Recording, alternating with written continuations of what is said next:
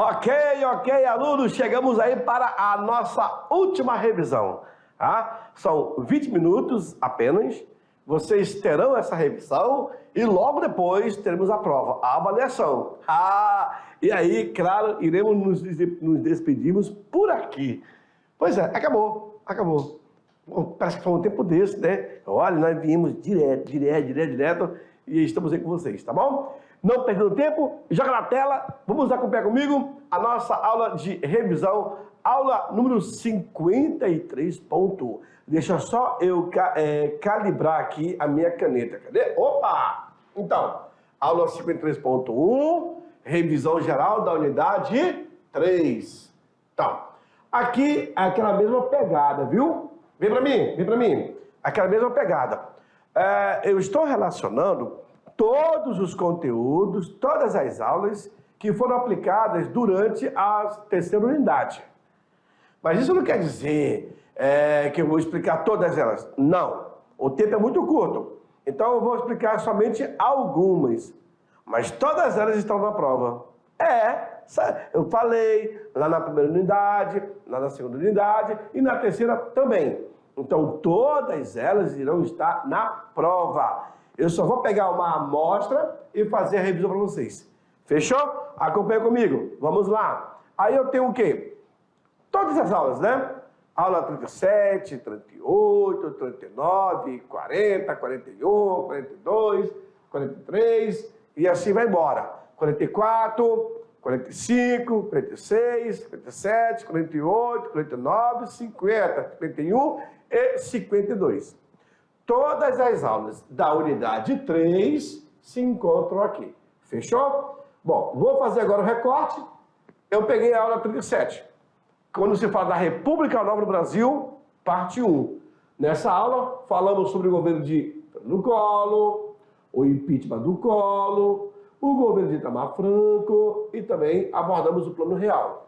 Veja aí, o Collor se destacou com o discurso que ia acabar com a corrupção, vulgarizando aí, inclusive, o termo Marajá. Adotou uma política neoliberal, criou-se o Plano Collor 1 e o Plano Collor 2, a ministra da época era a dona Zélia Cardoso, e ele começa o processo de privatizações. Ele acabou confiscando os dinheiros que estavam na poupança por 18 meses. Aí assinou o afastamento dele.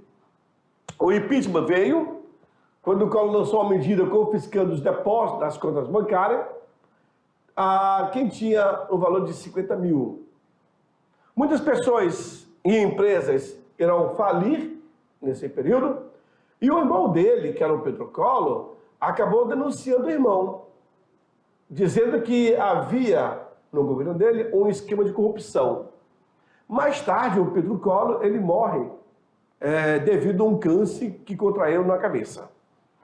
Gigantesco protesto exigiram o afastamento do presidente e a juventude, o público, saíram às ruas pintando o rosto, os chamados cara-pintadas.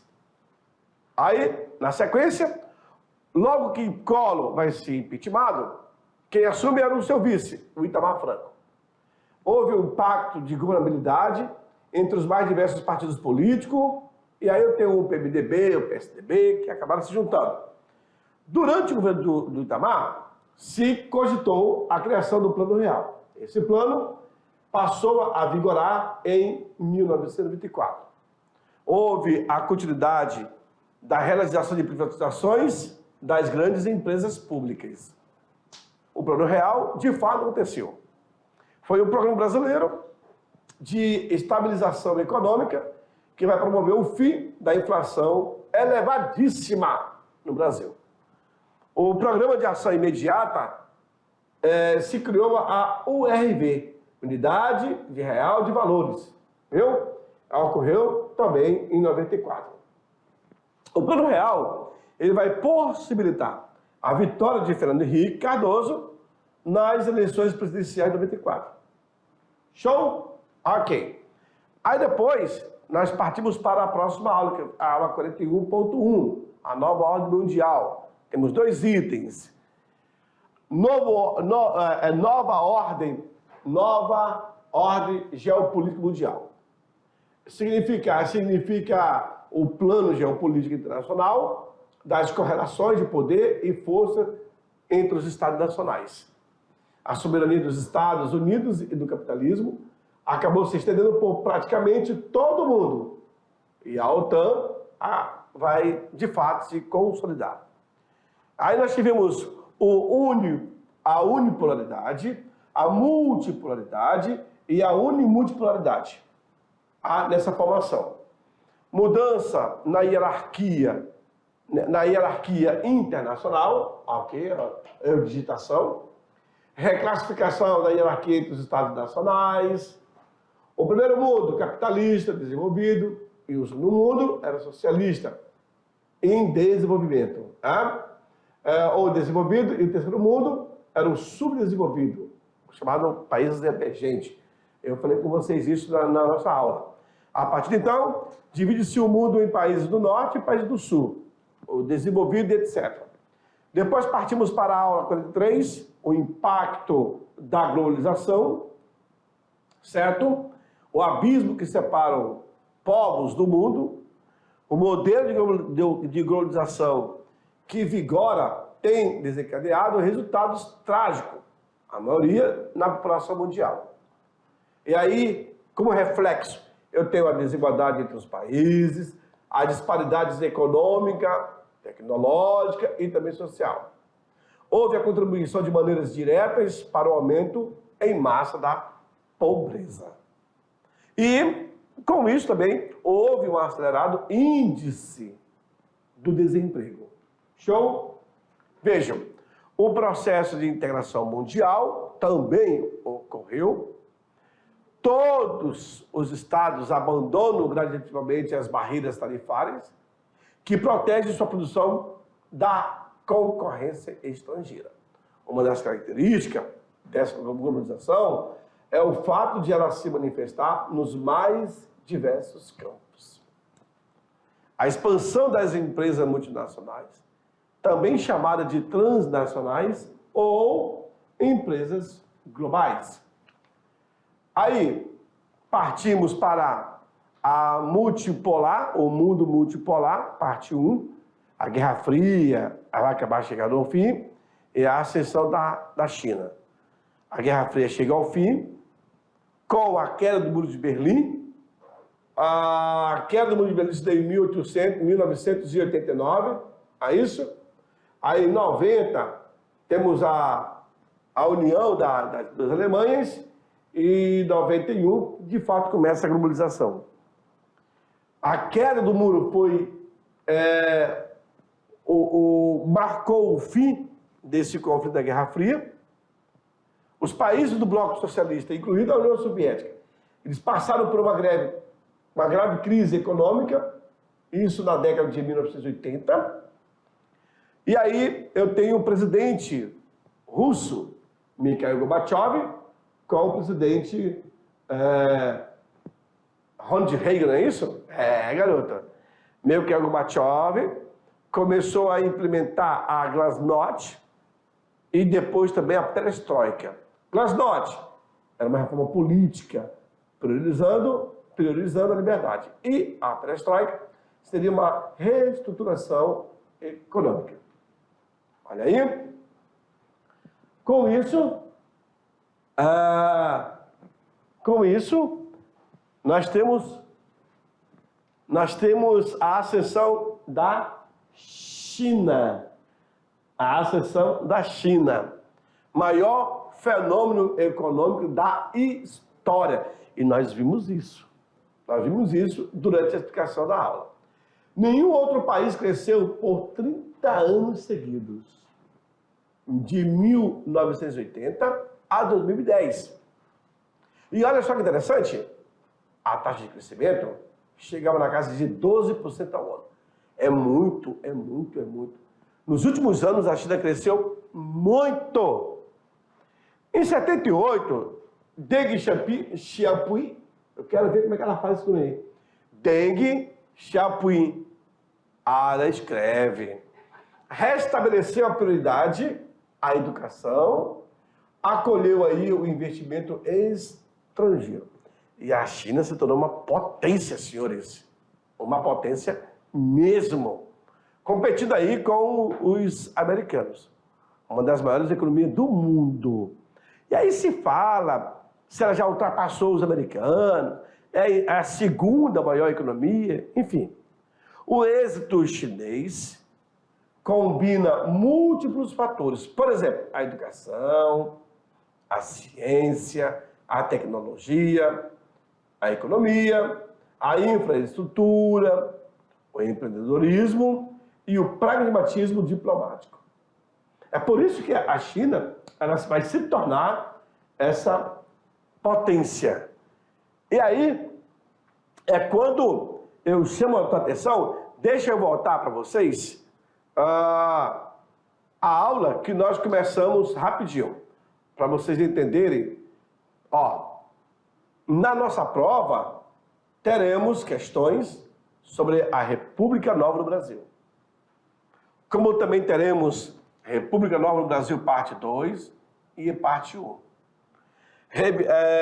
Teremos aí República Nova do Brasil, parte 3, a Nova Ordem Mundial, parte 1, a parte 2, os impactos da globalização, parte 1 e parte 2. Todos esses assuntos estarão na prova. O mundo multipolar, parte 1 e parte 2, o mundo contemporâneo, parte 1 e parte 2, o mundo contemporâneo no Oriente Médio, parte 1 e parte 2. E desafios sociais e ambientais, parte 1 e parte 2. Professor, então eu terei 1, 2, 3, 4, 5, 6, 7, 8, 9, 10, 11, 12, 13, 14, 15, 16. Professor, eu terei 16 assuntos para estudar para a prova? Sim. Sim. Ainda é pouco, né? Era para ser 30, mas aí nós dividimos, vamos fazer prova parcial, etc, aquela coisa. Tá bom? Então, esses assuntos acabam, então, caindo na tua prova. Tá certo? Aí, novamente, a República Nova do Brasil, esses 4 tópicos, e aí vocês viram comigo, abordamos a questão do Fernando Collor de Mello. Toda uma leitura foi explicada durante a aula. Todo esse processo, como que ele chega na presidência, com quem ele concorre, com quantos % ele ganha, o que vai acontecer para ele ser impeachmentado. Isso está bem na aula. É só você voltar na nossa aula lá atrás, rever essas aulas para poder fazer uma boa prova. O processo de afastamento, como foi que se deu, quem foi o cara que leu esse processo, dá o nome, não é o narrador, mas o cara que ele acaba relator, o que vai relatar, é o relator. Se não me engano, foi aqui de Rondônia, tá? Foi aqui de Rondônia. Sabiam? Pois é. O Itamar Franco, e inclusive quando o Itamar morreu, já não existe mais, tá? O Itamar morreu. Na época quando ele morreu, cara, eu não sei o que estava acontecendo no Brasil, que passou assim, não deram holofotes para a morte dele. Assim como também o vice-presidente, ele era vice, tá? O vice-presidente de Fernando Henrique Cardoso, quem foi? Marcos Maciel. Uma pessoa íntegra, cara, tranquilo. E morreu assim. Incrível, né? Deixou essa história. E o Itamarzão aí, tanto é que o nosso Fusca é Itamar, em homenagem a ele, em 94, quando ele retoma a produção do Fusca no Brasil. O último que saiu, acho que foi em 96. Fusca Itamar. Nossa! Avançamos.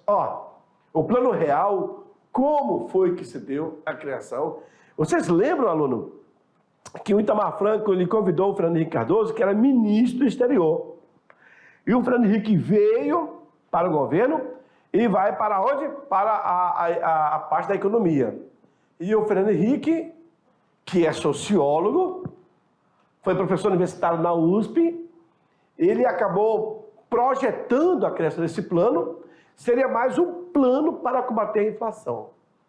Tivemos o plano Bresce, o plano Verão, o plano Collor 1, o plano Collor 2, Cruzado 1, Cruzado 2, mas nenhum deles chegaram a corrigir a inflação, somente o plano real.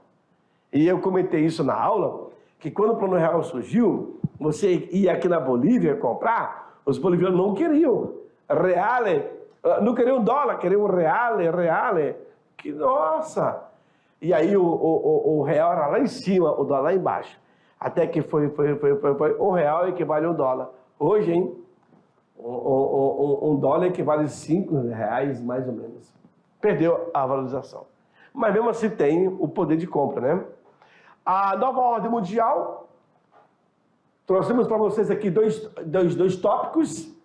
A nova ordem geopolítica, essa nova formação dos estados, dos países, essas alianças, as mudanças na hierarquia internacional, quem manda, quem desmanda, quem tem mais poder, quem não tem poder, assim por diante. E aí, numa aula foi explicado, inclusive, a questão dos blocos econômicos. Essa aliança econômica é muito importante para fortalecer as nações. E aí é quando você negocia as taxas alfandegárias de entrada de seus produtos, você compra menos e vende mais, tudo isso é balança comercial favorável voltado para a economia, tá certo? Ó, o impacto que gerou essa globalização, e aí vimos durante a aula o abismo que separa os povos do mundo. Enquanto nós temos uma pequena minoria que é bastante rica, nós temos a grande maioria que são pobres, infelizmente. O processo de integração mundial, como é que isso se desenha após a Guerra Fria? Como que essas afinidades elas irão interagir entre elas, né? Entre esses países, etc. Claro, aí vem, senhores, os impactos socioambientais. Nada vem de graça. As beneficiárias que a globalização trouxe para os 4 cantos do mundo. E aí foi quando nós buscamos essas imagens, mostramos isso para vocês. A China acaba se destacando como um grande polo industrial, consumidora também. E aí partimos para o mundo multipolar, parte 1, que falávamos sobre a Guerra Fria e a ascensão da China como destaque, na verdade. Foram basicamente esse tempo voltando. Percebeu? Pois é. Então, olha só. Aí tivemos aqui o Mikhail Gorbachev assinando com o Ronald Reagan, né? Na época do fim da Guerra Fria, e a paz volta. Por último, tivemos novamente a questão dessa ascensão econômica dos chineses. E é um país hoje que compra bastante também do Brasil, o Brasil vende bastante, mas também acaba entrando produtos chineses aqui no nosso mercado, tá certo? Bom, feito isso, aluno, não tem outra situação a dizer para vocês que agora, olha só, eu vou jogar lá, ó, vou jogar para vocês a nossa avaliação. Volto na tela rapidinho. Pois é, agora, vem para mim, vocês vão ficar para poder fazer a avaliação, não precisam correr, agora está no teu tempo, faça com cautela, desejo a vocês sucesso, que tirem uma boa nota, uma boa média, e quem não tirou, depois iremos fazer aquela revisão para a recuperação. Tá certo? Foi bom ter estado com vocês, fiquem com o meu abraço e até a próxima. Tchau, tchau.